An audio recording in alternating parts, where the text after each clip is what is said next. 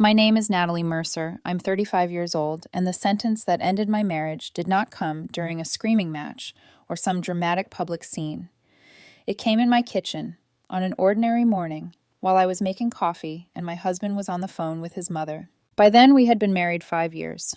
Evan was 33, handsome in that careless, familiar way that made people trust him too fast, and still deeply tangled in the kind of family that called itself close because nobody in it respected a boundary. When we first got together, I thought it was sweet. They were always around, always calling, always dropping by, always needing one another. It took me longer than I like to admit to understand what they really meant by family. They meant access. His mother had a key to our place and used it like she lived there. His brother treated our garage like overflow storage for every half-failed project he swore was temporary. His sister turned family dinners into summons instead of invitations. Nothing was ever framed as a request. It was all presented like weather, like gravity, like something too normal to question. And if you did question it, even gently, they looked at you like you were the one with something broken inside you. At first, I tried to be understanding. I told myself every family had its own rhythm. I told myself I was adjusting. I told myself love meant flexibility. Then the emergency started. His brother needed $3,000 for a business opportunity that evaporated almost as soon as the money left our account. His sister needed help with rent one month, which somehow stretched into 4. His parents' air conditioning failed in the middle of summer, and suddenly we were the solution. Not them. Not the other relatives who always filled the room at holidays and birthdays. Us. Mostly me, if I was being honest. I made more than Evan did. We both worked, but I carried most of the weight. For a long time, I covered around 70% of the household expenses because there was always some reason his money wasn't available. His mother had come up short. His brother had another plan. His sister was in a bind. The details changed. The result never did. My money moved. Their problems remained. Anytime I pushed back even a little, Evan had the same look on his face. Disappointed. Not angry at first. Just wounded, like I was failing some invisible test. They're my family, Natalie. As if that explained why our savings kept bleeding out for people who never once paid us back. I should have drawn the line sooner. I know that now. But when you're inside a dynamic like that, it doesn't feel dramatic while it's happening. It feels gradual. 100 little concessions. 1,000 quiet resentments. You tell yourself you are being kind. You tell yourself marriage takes compromise. You tell yourself next time will be different. It never is. My birthday trip was what finally broke it open. We had planned it for months, just the two of us. A coast getaway at a beautiful hotel I had booked in advance, non-refundable. I had taken time off work. For once, I had let myself feel excited about something without waiting for the catch. I had even bought new clothes for it, still hanging in garment bags in the closet, tags on, untouched. That morning, the sunlight in the kitchen looked soft and expensive, the kind that makes everything seem briefly fixable. I remember the smell of coffee. I remember standing barefoot on the cool tile, reaching for a mug. I remember Evan's voice turning warmer when he answered his mother's call. I was only half listening at first. Then I heard him say, "Of course we'll help. I'll cancel the trip." I turned around so fast I nearly hit the counter. He stood by the window with one hand in his pocket, speaking into the phone like he was rescheduling a dentist appointment. Casual. Certain. Already decided. "Hold on," I said. He glanced at me, then covered the phone with his hand. "My brother needs us. We are not canceling." His eyebrows pulled together in immediate annoyance, as if I had interrupted something obvious. "Natalie, he needs someone to co-sign." "For how much?" He hesitated half a second. 8,000. I actually laughed once, short and cold. "Absolutely not." His expression sharpened. "He's in a tough spot." "Your brother is always in a tough spot." "That's not fair." "What's not fair is you canceling my birthday trip without even asking me." His jaw tightened. Into the phone, he said, "I'll call you right back," then disconnected and set it down on the counter a little harder than necessary. For a second, neither of us spoke. The kitchen felt suddenly smaller, the kind of silence that isn't empty, just crowded with everything people have refused to say for too long. "He's my brother," Evan said, "and I'm your wife." He exhaled through his nose, already irritated that I was making him say things out loud. "This is bigger than a trip." "No. This is the same thing it always is. Another crisis, another bailout, another moment where your family snaps their fingers and our life gets rearranged around them. Our life? He repeated. You mean your vacation? I stared at him. My birthday trip, the one we planned together, the one we already paid for. He needs help now. And what happens when he defaults? Evan said nothing. I stepped closer. What happens, Evan? Say it. He dragged a hand across his face. We'll figure it out. Meaning I'll figure it out. That's not what I said. It's exactly what you meant. Something in his expression changed then. Not guilt, not doubt, just disbelief that I was still resisting, that I had not already folded. We're helping him, he said. The trip can wait. No. He blinked at me, like the word itself offended him. What do you mean, no? I mean, no. We are not canceling. We are not co-signing. I'm done financing disaster after disaster for people who treat us like an emergency fund with a front door. His face went flat. Why are you being like this? I felt something inside me go still. Why are you being like this? Not, why does this hurt you? Not, are you okay? Not even, can we talk? Just that. Why was I making this difficult? I set my mug down carefully. Because I'm tired. He crossed his arms. You know how my family is. Yes, I said. That's the problem. He stared at me for one beat too long, then said it. My family always comes first. I did not move. He kept going, maybe because he thought clarity would settle me, maybe because some ugly truth in him was finally tired of pretending otherwise. You come second. You knew who I was when you married me. The room went so quiet I could hear the hum of the refrigerator. I looked at him for a long moment, at the man I had defended, covered for, compromised for, the man I had built a life with, the man standing in front of me now like what he had just said was difficult, maybe, but reasonable. Say that again, I said quietly. He frowned, uncomfortable now that the words were hanging in the air. Natalie. Say it again. His shoulders stiffened. My family comes first. You come second. That's just reality. There it was. Not hidden in behavior anymore. Not buried under excuses. Clean, direct, final. I nodded once. Good to know, I said. He seemed to mistake my calm for surrender. So you understand. No, I said, but I heard you. Then I walked past him, straight to the bedroom, and pulled my suitcase out of the closet. He followed me. What are you doing? Packing. You can't seriously be leaving. I folded 2 dresses, then a sweater, then the white blouse I had bought for dinner by the water. My hands were steady. That was the strangest part. I was not shaking. I was not crying. It was like my body had moved past grief and gone somewhere colder. I'm going on my trip, I said. You can stay here and help your family. Natalie, don't be ridiculous. I zipped the side compartment shut. You made your choice. I'm making mine. He kept talking after that. Words like selfish, unreasonable, cold. He said I did not understand loyalty. He said I was punishing him. He said this was not how marriage worked. Maybe he was right about that last part. Maybe marriage was not supposed to work like this at all. I took the trip without him. And somewhere between the ocean air, the unanswered calls, and the quiet of a hotel room that belonged only to me, I made a decision that would change everything. When I got back from the trip, nothing looked different. Same house, same furniture, same framed photos on the wall that suddenly felt like they belonged to a version of me I didn't recognize anymore. Evan was sitting on the couch when I walked in. He stood up too fast, like he'd been waiting for hours, rehearsing something in his head. Can we talk? I set my suitcase down by the door. About what? About what happened. I slipped off my shoes, lined them up neatly against the wall. Small, controlled movements. You mean the part where you told me I come second? His jaw tightened. That's not what I meant. I looked at him then, really looked. You didn't stutter. Silence. He ran a hand through his hair. I was stressed.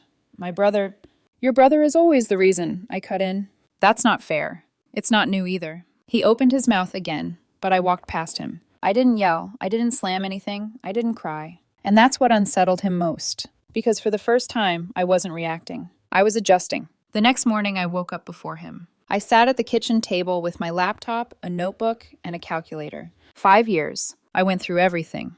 Mortgage, utilities, internet, groceries, insurance, subscriptions, every shared expense. Then I pulled up my bank statements, what I'd been paying versus what he had. It wasn't even close. 70%, sometimes more. Not because we had agreed to that split, not because it made sense long term, but because there was always something, always a reason his money wasn't available. Family. I stared at the numbers for a long time. Then I opened a new checking account, changed my direct deposit, set up automatic payments for exactly 50% of every shared bill. Not 51, not 55, 50. No cushion, no invisible support, just equal. He noticed 3 days later. Hey, my card got declined. We were in the kitchen again. Funny how everything kept coming back to that room. I didn't look up from my phone. Yeah. He frowned. What do you mean, yeah? I canceled it. You canceled my card? It wasn't yours, I said calmly. You were an authorized user. His face flushed. Natalie, I use that for your family's emergencies, I finished for him. He stared at me. How am I supposed to pay for things now? I finally looked up. Like an adult. That landed hard. You're being insane. No, I said. I'm being consistent. With what? With what you told me. He scoffed. You're twisting my words. Am I? I stood up, rinsed my cup, set it in the sink with quiet precision. You said your family comes first, I continued. So I'm stepping back. You handle your priorities. I'll handle mine. This is a marriage, he snapped, not roommates splitting bills. I almost smiled. That's exactly what it is now. He tried everything after that. First, the guilt. Late at night, sitting on the edge of the bed. Do you even love me anymore? I kept my eyes on my book. That's not the question you should be asking. Then the anger. This is punishment. No, I said. This is alignment. Then the confusion. I don't understand why you're doing this. That one almost got me. Almost. But then I remembered the kitchen, the sentence, the clarity. So I just said, you don't have to understand it. A week later, I moved his things out of the spare room. Not everything, just enough. His hobby stuff, the boxes he never unpacked, the clutter he kept promising to sort through. I stacked it neatly in the garage, set up a desk, a chair, shelves, turned the room into an office. Mine. When he got home, he stood in the doorway like he didn't recognize the space. What is this? My office. That was my room. I shrugged slightly. We share the house. I'm using one of the shared rooms. His eyes narrowed. You don't get to just take over rooms. I didn't take anything, I said. I reorganized. That's not the same. It is when no one's using it. He stepped inside, looking around like something had been stolen from him. It had. Access. After that, I stopped going to Sunday dinners. The first time he asked casually, You coming? No. He blinked. Why not? I have plans. What plans? Plans. That drove him crazy. Because I used to explain everything.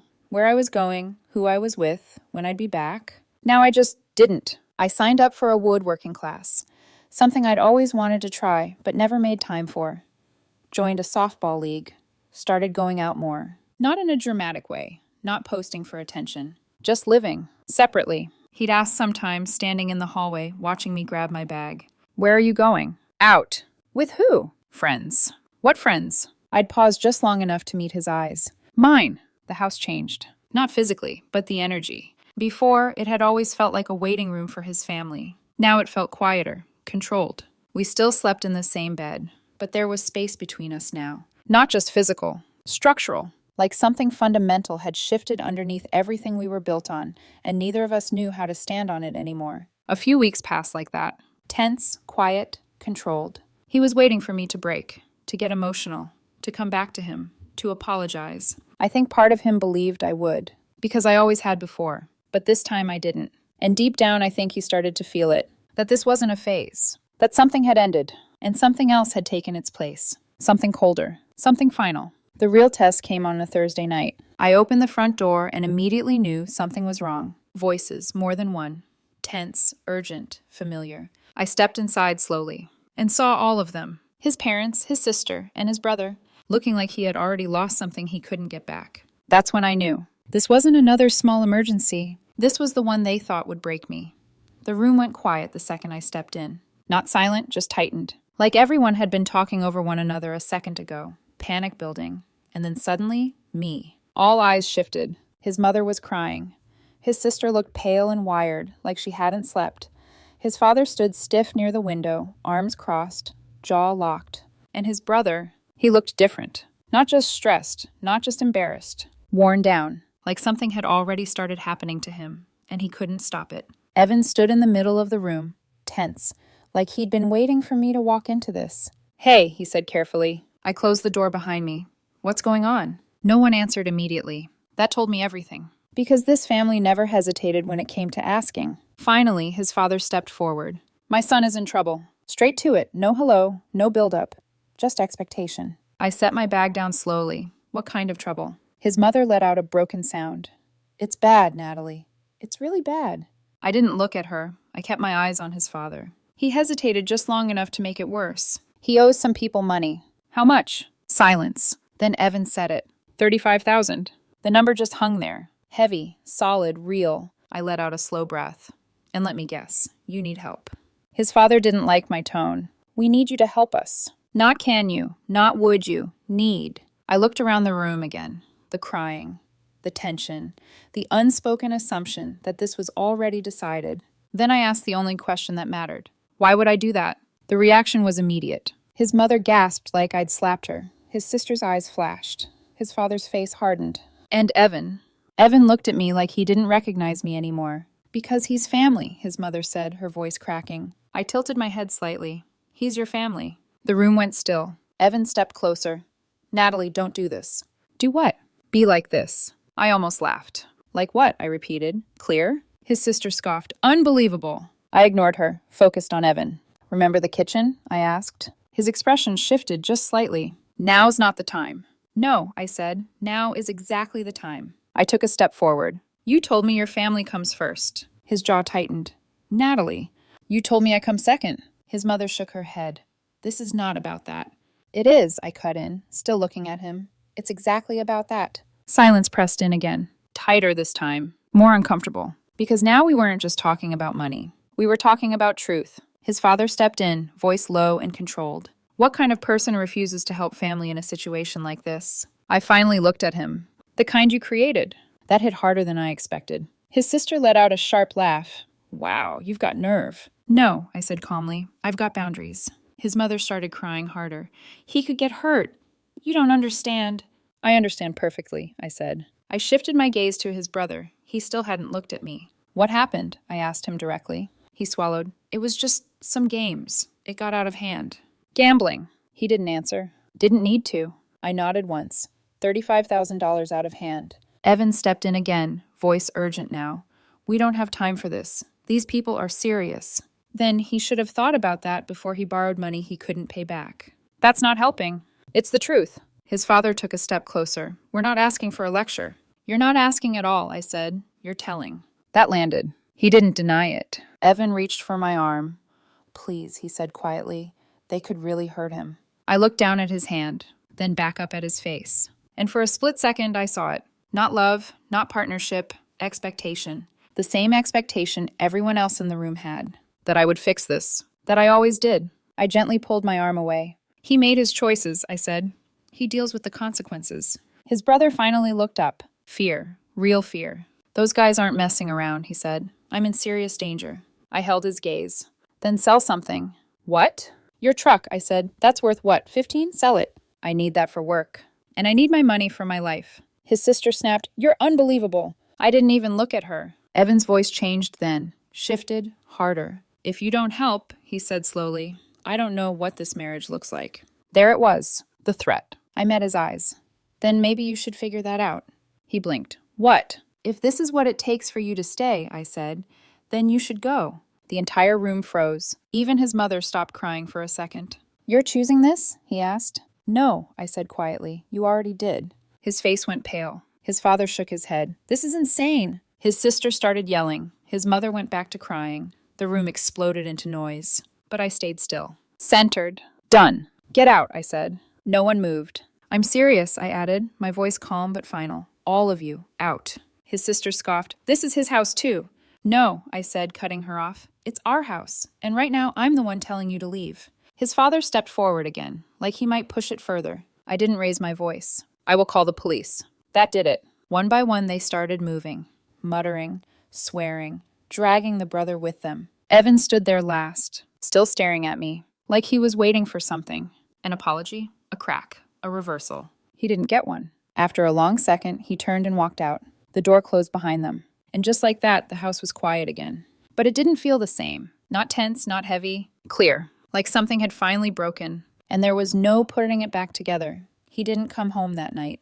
Or the next. At first, the silence felt expected.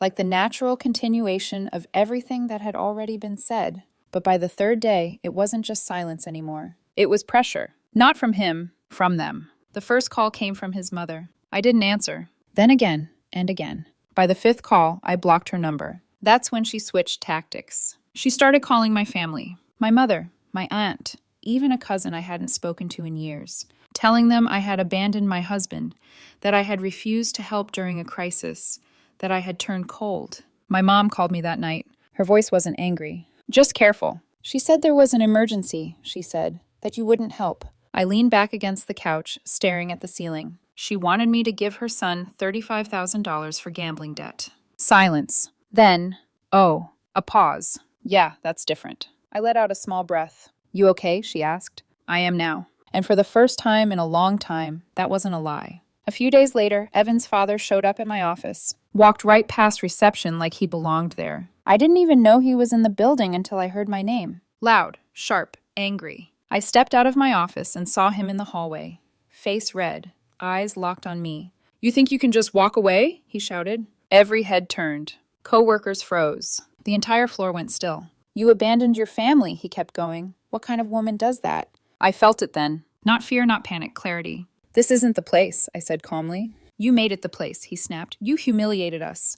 Security is on the way, I interrupted. That stopped him for half a second. Just enough. Enough for him to realize he wasn't in control here. He started backing up, still yelling, still throwing words at me.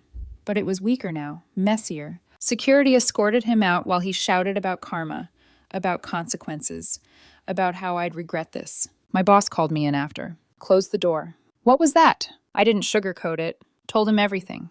The gambling, the money, the confrontation, the separation. He listened, leaning back in his chair, rubbing his chin. Then finally, look, I get it, he said. But we can't have scenes like that here again. I know. Handle it. I will. I meant that too. I just didn't realize yet how far they were willing to go. The car was next. I came out of my evening class and saw it immediately. Long, deep scratches running across the side. Deliberate.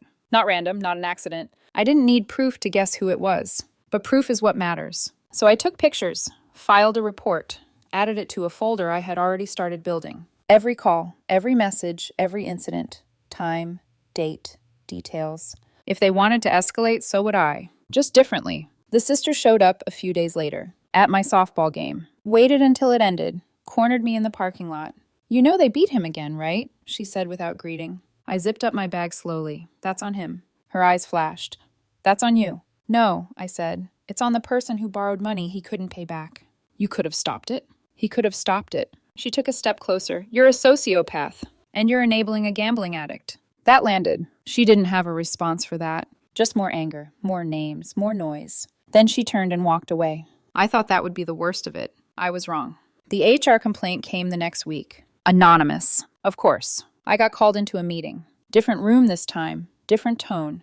More formal. More careful. We received a report, the HR rep said, avoiding direct eye contact, that you've been making threatening statements about family members, that your behavior has been unstable. I stared at her, completely still. That's false. I understand, she said quickly, but we have to investigate all claims. Of course they did. So I explained everything again. The situation, the harassment, the escalation. Showed them the documentation. Every message, every incident, every detail. By the end of it, the tone had shifted. From suspicion to discomfort. They knew. They just couldn't say it directly. This needs to stop, my boss told me afterward. I'm working on it.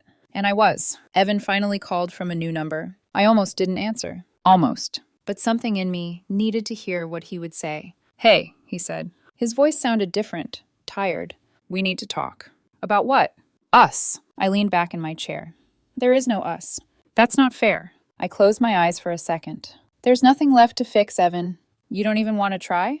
You told me exactly where I stand. I didn't mean it like that. Yes, I said quietly. You did. Silence. Then, can we meet? I hesitated. I shouldn't have. But I did. Fine, I said. One conversation. Big mistake. The cafe was quiet. Neutral ground. Public. Safe. At least that's what I thought. He was already there when I arrived, sitting at a table near the window. And he wasn't alone. His mother sat beside him. Of course she did. I stopped walking just for a second. Then I turned around. Wait, he called out, standing quickly. I didn't stop. Please, just listen. I didn't come to talk to her, I said without turning. She's here because you won't listen to reason, his mother snapped. I laughed once. Cold. Reason? I turned back then, just enough to meet their eyes. Your son gambled away $35,000. Your family took out loans you can't repay to fix it. And somehow I'm the unreasonable one for not joining that collapse? Her face went red. He made a mistake. He made choices. Family helps family. You used me, I said. There's a difference. Evan reached for me. I stepped back. That was the moment. The last one. The final chance for him to do something different. To stand up. To choose. He didn't. He just stood there, between me and her, not moving, not deciding, still stuck. So I made the decision for both of us. I'm done, I said. And this time, I meant everything that came with it. I walked out, blocked both their numbers. And a week later, the divorce papers arrived, along with demands so insane they almost made me laugh. Almost. The divorce papers weren't just aggressive. They were delusional. Half the house, I expected that. Half my retirement, standard. But then it got creative. He wanted me to cover his legal fees, claimed I had caused the breakdown of the marriage through financial abandonment. And on top of that, $10,000 for emotional distress. I read it twice. Then a third time, just to be sure I wasn't missing something. My lawyer didn't even try to hide her reaction. She leaned back in her chair and let out a short laugh. They can't be serious. They are, I said. She tapped the papers lightly. Good. Makes this easier. The weeks leading up to court were quiet. Not peaceful. Strategic. No more random calls. No more surprise visits. Everything went through lawyers. Structured. Controlled. But underneath that, I could feel it building. They thought they had a case. They thought emotion would win. They thought pressure would work. They still didn't understand. This wasn't happening in their living room anymore. Court day came faster than I expected. I arrived early, sat on a hard bench outside the courtroom, hands folded in my lap. Calm. Not numb. Ready. When they walked in, I saw all of them. Evan, his parents, his sister, even a couple of extended relatives. Like they thought showing up in numbers would shift something, intimidate me. It didn't. If anything, it confirmed everything. Inside, the room felt smaller than I imagined. More controlled, less dramatic. No raised voices, no chaos. Just structure, order, truth. Their lawyer started first. Confident, smooth. She painted a picture where I was cold, calculating, financially controlling, where I had slowly cut off my husband, where I had weaponized money to isolate him from his family. I sat there, let her finish, didn't react, because I knew what was coming. My lawyer stood, walked forward, and placed a single folder on the table. Let's talk about financial control, she said calmly. Then she opened it. Spreadsheet. 5 years of data. Every transfer, every withdrawal, every emergency, every dollar that left my account and went to his family. Total? Just over $24,000. Not one repayment. Then came the bills. Proof I had been covering 70% of our household expenses, consistently, while he worked, while he earned, while his money kept disappearing into family problems. Then the credit card statements. $3,000 in cash advances the month before I cut access. All traced, all going to his family. You could feel the shift in the room. Subtle, but real. Then came the messages. Years of them. Him canceling plans. Him choosing them. Over and over again. And then, the line. My family comes first, you come second. My lawyer didn't even emphasize it. She didn't need to. The silence after it hit harder than any argument. I glanced up. The judge's eyebrows had lifted slightly. That was enough. Their lawyer tried to recover. My client was in an impossible situation, she said quickly, forced to choose between his wife and his family. No one forced him, my lawyer cut in. He made that choice himself. Clean, direct, unavoidable. Behind me I heard a soft sound. His mother, crying again. She abandoned us when we needed her most, she said. The judge looked up, sharp. Ma'am, you are not a party in this case. You will remain silent or leave. That shut her up. For a while. They tried another angle. Alimony. Claimed he had become financially dependent on me. That I had cut him off. The judge looked at the numbers again. At his income, at the evidence, at where my money had actually been going. Not to him. To them. The court finds both parties are capable of supporting themselves, the judge said. No alimony. Just like that. Gone. Their lawyer pushed one last time. Legal fees. Her actions forced this divorce, she argued. My lawyer didn't hesitate. He chose to end the marriage after she set reasonable financial boundaries in response to being explicitly told she was second priority. Silence. The judge leaned back slightly. Tired. Done. This court is not interested in marital drama, she said. Only facts. And the facts were not on their side. The ruling was simple. Clean. Final. The house gets sold. Split 50-50. Retirement accounts divided per standard. Each party covers their own legal fees. No alimony, no extended claims, no contact. It was over, outside the courthouse. That's where they lost control. His father approached me first, angry, desperate. You're really going to let her family lose everything? I looked at him calm. You took out loans you couldn't afford to cover gambling debt. That's not the point. That is exactly the point. His jaw tightened, his voice dropped. We took you in, treated you like our own. I almost smiled. You treated me like a bank. That shut him up. Then his brother appeared, out of nowhere, like he'd been waiting. You think you're better than us? He snapped, stepping into my space. I didn't move. I think I make better decisions. That was enough. He shoved me. Not hard, but enough. Enough to cross a line. My lawyer was already stepping in, already on her phone. Touch my client again and we're filing charges. Security moved fast, pulled him back. He kept yelling. Threats, promises, same empty noise. But this time it didn't matter. Evan stood a few feet away, watching. Not stepping in, not stopping anything. Just there, like always. His mother clung to him. His sister was on the phone, pacing. His father looked like something had finally sunk in. Too late. I didn't say anything else. I just walked past them, got into my car, and drove away. Not fast, not dramatic, just forward. And for the first time in years, there was nothing pulling me back. The house sold faster than expected. Good market, clean listing. No emotional attachment left to complicate anything. We got asking price. After the mortgage cleared, we each walked away with a little over $85,000. He needed his immediately. I didn't ask why. I already knew. I put mine into a savings account the same day. Didn't touch it, didn't rush, didn't react. For the first time in years, my money wasn't already spoken for before it even arrived. It just sat there, waiting for me. I found out what happened to them the same way most things travel after a fallout like that. Through people, mutual friends, fragments, updates passed along with that careful tone people use when they don't know how much you want to hear. His parents lost the house. Foreclosure. They moved in with his sister. That didn't last. Her marriage cracked under the pressure, financial, emotional, constant chaos. Her husband filed for divorce. The brother disappeared again. Left the state this time, still running from debt that hadn't gone anywhere. Just grown. And Evan? He tried to hold it together.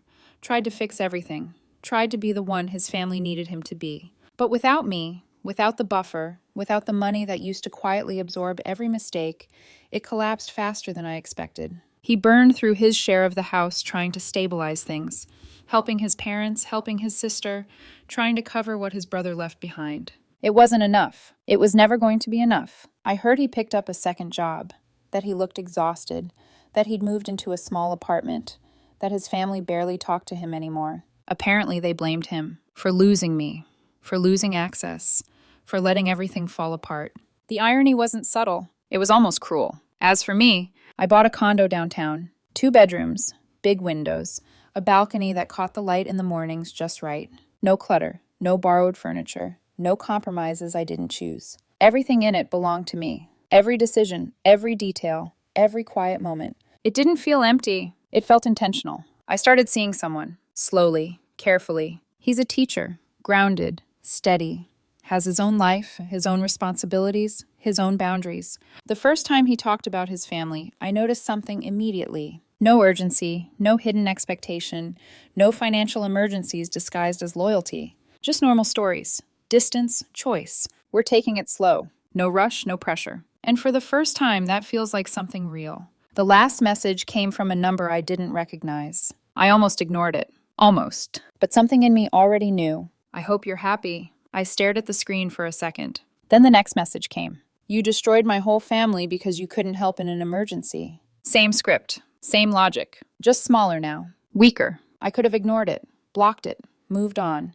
But I didn't. Not this time. Because there was one thing left to say. I typed it slowly. Read it once. Then sent it. Your family destroyed itself by treating people like ATMs and making bad choices. I just stopped participating. I didn't wait for a reply. Blocked the number. Set the phone down. And that was it. My therapist asked me something a few weeks later. Do you feel guilty? I thought about it. Honestly. Carefully. No, I said. Why not? I leaned back in the chair. Took a breath. Because I didn't do anything wrong. She nodded slightly. They had an emergency. They had consequences, I said. And those weren't yours? No. Silence. Then she smiled, just a little. Sounds like you've processed it. Maybe I had. Or maybe I was just done. Done explaining, done justifying, Done carrying people who never once stopped to ask what it was costing me. The truth is, there was no big revenge, no master plan, no dramatic takedown. I didn't destroy anything. I didn't expose anything. I just stopped doing what they had trained me to do. Stopped paying, stopped fixing, stopped sacrificing, stopped living like coming second was something I was supposed to accept. They called it abandonment. I call it self-respect. And honestly, it was the best decision I ever made.